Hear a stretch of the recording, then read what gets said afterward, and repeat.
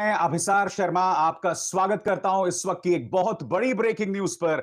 जी हां, मेरे अपने चैनल पर इस वक्त हम लाइव हैं और मैं उम्मीद कर रहा हूं कि मेरे तमाम दर्शक इस वक्त मुझे देख रहे होंगे। इस वक्त की जो बड़ी खबर है मैं आपको बताना चाहता हूं कि किसानों के आगे आखिरकार मोदी सरकार को झुकना पड़ा है। किसानों के आगे मोदी सरकार को झुकना पड़ा है। तीन काले कृषि कानून जो थे दोस्तों, उसे मोदी सरकार को वापस लेना पड़ा है। जी हां, जैसे कि आप जानते हैं, अब तक सरकार ने इसे अपने अहम का मुद्दा बना दिया था, ईगो का मुद्दा बना दिया था। मगर दोस्तों, आज मैं बताना चाहूंगा, आज का दिन किसानों की ताकत के लिए, किसानों के आंदोलन के लिए एक बहुत अहम दिन माना जाएगा। और वो इसलिए यह अहम दिन माना जाएगा दोस्तों, क्योंकि सरकार को आखिरकार किसानों के आगे झुकना पड़ा है। दोस्तों, हम ये नहीं भूल सकते हैं कि इस पूरी प्रक्रिया में कम से कम 500 किसानों की मौत हुई है दोस्तों। और 500 किसानों की मौत जो है वो अपने आप में बहुत मायने रखता है दोस्तों। मगर आज जब तीन काले कृषि कानूनों को मोदी सरकार ने वापस लिया है, तो हमें सवाल पूछना पड़ेगा कि आखिर ऐसा क्या परिवर्तन आया जिसके चलते मोदी सरकार को ऐसा करना पड़ा। और इसका जवाब है उत्तर प्रदेश में। उत्तर प्रदेश में दोस्तों, मैं आपको बतलाना चाहूंगा कि क्या हो रहा है। उत्तर प्रदेश के अंदर नंबर एक, पश्चिमी उत्तर प्रदेश में, जहां किसानों का गढ़ है, जहां इस पूरे आंदोलन का एक तरह से बताया जा सकता है कि केंद्र बिंदु है, यहां पर किसान जो है लगातार चुनौती दे रहे हैं मोदी सरकार को। आप जानते हैं, कैराना के जरिए पश्चिमी उत्तर प्रदेश में बार बार मुजफ्फरनगर दंगों की याद दिलाकर यह बतलाया जा रहा है, और यह बतलाया जा रहा है बार बार कि दंगे हुए थे, मगर किसान इसे चुनौती दे रहे हैं। आप लोग जानते होंगे दोस्तों कि किस तरह से एक अरसे से जो नारे नहीं लगाए गए थे पश्चिमी उत्तर प्रदेश में, वो फिर से लगाए जाने लगे हैं। और वो कौन से नारे हैं दोस्तों? वो नारे थे हर हर महादेव और अल्लाह अकबर के एक साथ। ये चीज लगातार बीजेपी को चिंतित कर रही थी, और उसी के चलते जो है उन्होंने आज तीन काले कृषि कानून जो हैं गुरु पर्व के पावन मौके पर वापस ले लिए। मगर आज मेरे सवाल हैं कुछ। क्या किसान ये भूल जाए कि 500 किसानों को आपने मरने दिया अपने ईगो के चलते?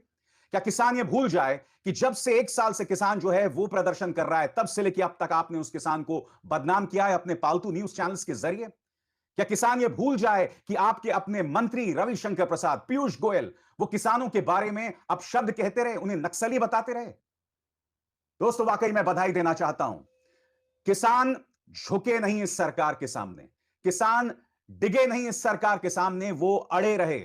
उन्हें बदनाम लगातार किया जाता रहा, और अब मैं देखने वाला हूं दोस्तों कि ये पालतू मीडिया क्या करने वाला है। मैं आपको बतलाना चाहूंगा दोस्तों, इस आंदोलन में कई अहम मोड़ रहे हैं। हम ये नहीं भूल सकते हैं दोस्तों कि सबसे अहम मोड़ मेरे हिसाब से वो लम्हा रहा था जब अचानक एक दिन तमाम न्यूज चैनल्स कहने लगे कि किसानों ने बोरिया बिस्तर समेट लिया है। तमाम बड़े बड़े न्यूज चैनल्स जो है दोस्तों, ये खबर करने लग गए थे कि अ, अपने जो राकेश टिकैत हैं, किसान नेता, वो बोरिया बिस्तर समेट रहे हैं। मगर उसके बाद क्या होता है दोस्तों?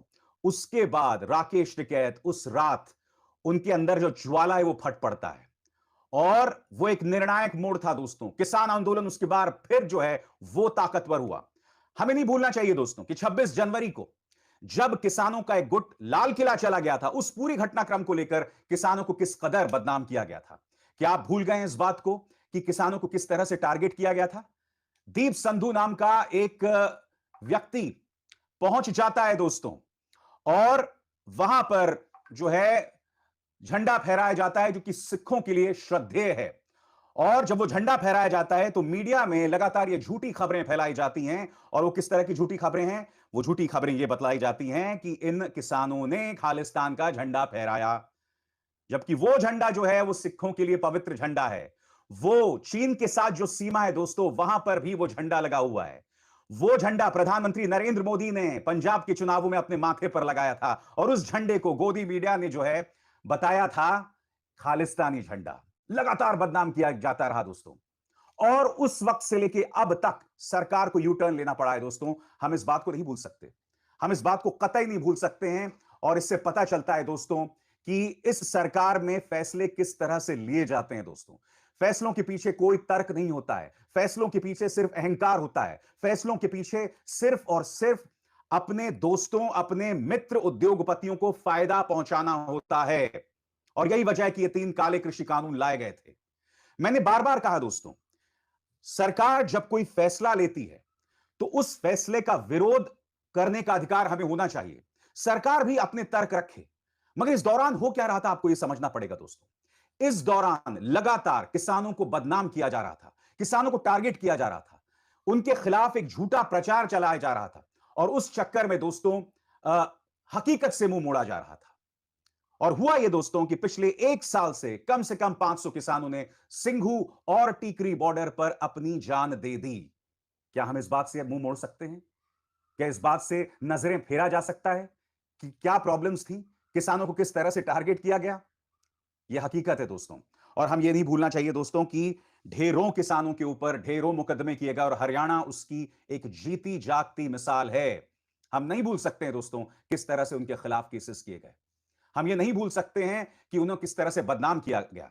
हम ये नहीं भूल सकते हैं कि राकेश टिकैत के बारे में कहा कि तू लखनऊ तो पहुंच, योगी जी तुझे ठिकाने लगा देंगे। आपके सामने प्रमाण है।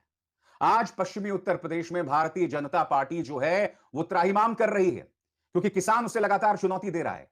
उसे लग रहा था कि पश्चिमी उत्तर प्रदेश एक चुनौती, अब पूर्वांचल में जिस तरह से प्रतिक्रिया अखिलेश यादव को मिली है दोस्तों, उसके बाद अब बीजेपी को समझ नहीं आ रहा है कि वो क्या करें।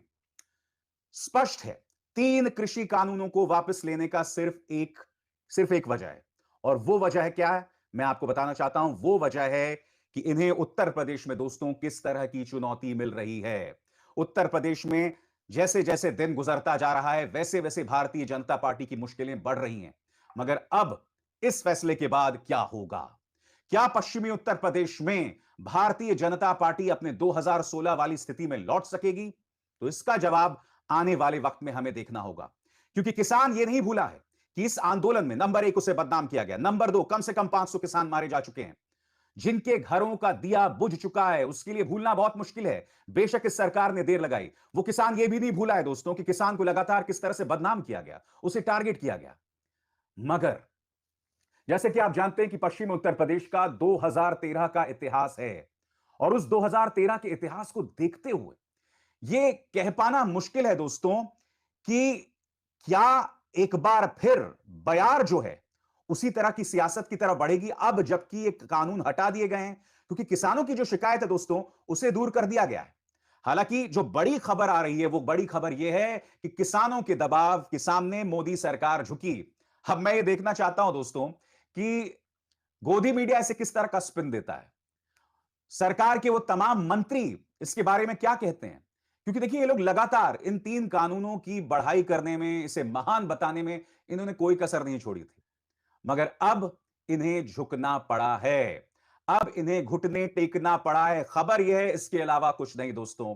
खबर यह है, प्रधानमंत्री नरेंद्र मोदी ने आज राष्ट्र के नाम अपने संबोधन में कहा कि देखिए 10 करोड़ जो हैं वो छोटे किसान हैं, और ये 3 कानून लाए गए थे उन्हीं 10 करोड़ किसानों के फायदे के लिए। मगर हम इसका फायदा जो है जनता तक नहीं पहुंचा पाए, इसलिए मैं देश की जनता से माफी मांगता हूं और 3 कृषि कानूनों को वापस लेता हूं, यह प्रधानमंत्री ने कहा था। इसमें कितने विरोधाभास है मैं आपको बताता हूं। अगर ये 10 करोड़ किसानों के लिए फायदेमंद है तो फिर आप वापस उसे क्यों ले रहे हैं? बताइए। अगर आपको लगता है कि इससे आपको फायदा होता, क्योंकि इस सरकार के हर फैसले के पीछे सिर्फ फायदा होता है, फिर आप कह रहे हैं कि हम समझा नहीं पाए। गलत बात कह रहे हैं आप। आपके पास पूरा प्रचार तंत्र था, आपके पास पूरा मीडिया था, आप ये कैसे कह सकते हैं कि आप समझा नहीं पाए?